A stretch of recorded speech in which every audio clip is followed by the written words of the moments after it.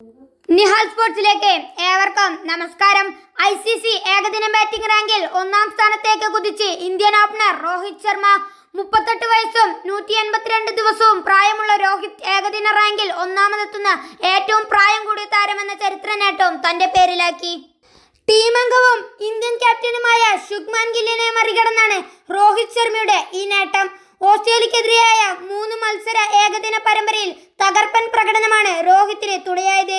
പരമ്പരയിൽ 101 ശരാശരിയിൽ 202 റൺസാണ് രോഹിത് അടിച്ചു ചേർത്തിയത്.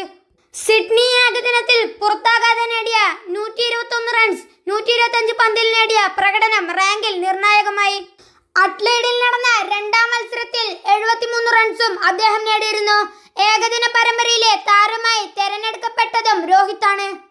പുതിയ റാങ്കിംഗ് പ്രകാരം 751 റേറ്റിംഗ് പോയിന്റാണ് രോഹിത്തിനുള്ളത്. അഫ്ഗാനിസ്ഥാന്റെ ഇബ്രാഹിം സദ്രാനാണ് 764 പോയിന്റ് രണ്ടാം സ്ഥാനത്ത്.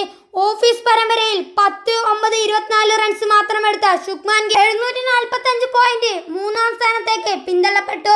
വിരാട് കോഹ്ലി 725 പോയിന്റുമായി 6ാം സ്ഥാനത്തും ശ്രേയസ് അയ്യർ 9ാം സ്ഥാനത്തുമാണ്. ഏകദിന ബാറ്റിംഗിൽ 1ാം സ്ഥാനം അലങ്കരിച്ച 5ാമത്തെ ഇന്ത്യൻ താരമാണ് രോഹിത്. സച്ചിൻ ടെണ്ടുൽക്കർ, MS ധോണി, വിരാട് കോഹ്ലി, ശുഭ്മാൻ ഗിൽ എന്നിവരാണ് മുമ്പ് 1ാം സ്ഥാനം റാങ്കിലെത്തിയവർ.